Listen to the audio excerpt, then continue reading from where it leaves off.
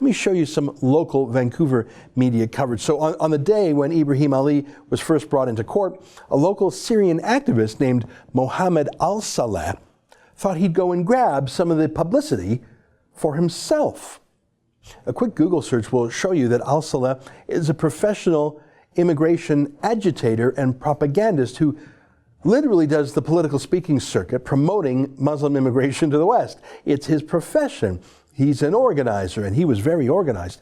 He contacted all the media in the city of Vancouver and told them the official Syrian refugee-approved narrative that this murder has nothing to do with the accused being a Syrian refugee, and even if it does, Syrians are just as mad as the Chinese community, and it's very important that the media not be into boring Chinese stuff about a Chinese Canadian girl murdered and possibly raped, which I think is the reason it's a first-degree murder charge.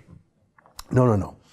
It's about the noble Syrian refugee stories, all about them. And the media didn't just report this strategy by al-Saleh, they helped organize it. They published a video of al-Saleh advertising his huge rally of Syrians in support of Marissa. They literally embedded his PR video right into the Vancouver Sun's main website with a beautiful promotional propaganda piece underneath it. I mean, what's that, $100,000 worth of PR gifted to him minimum? Al-Saleh obviously worked the phones because by the time he showed up at court, he had, I don't know, maybe 4 other Syrians with him, grand total. For some reason, no one other than his professional activist friends came along. Funny how that worked. There were literally more left-wing media reporting on his fake vigil than there were people at that vigil.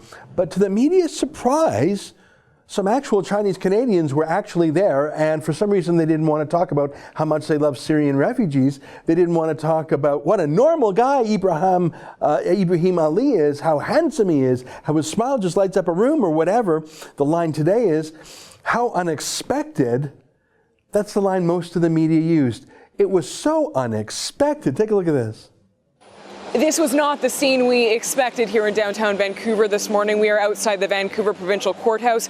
We were expecting a planned vigil to materialize by members of the Syrian community living in Metro Vancouver. They had told us that they were going to come and show their support for Marissa Shen's family. Now, instead, we have seen dozens of counter-protesters show up. They say they are also here in support of Shen's family, but they have a very different message. What we are here, yes, we demand the Prime Minister to apologize. This morning, members of the Syrian community, as I said, had planned to hold vigil outside the Vancouver courthouse.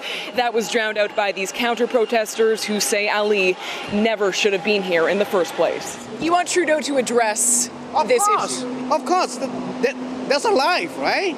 A life got terminated at 13 years old. And where's the leader? It's a sad thing for human being, not only for our community.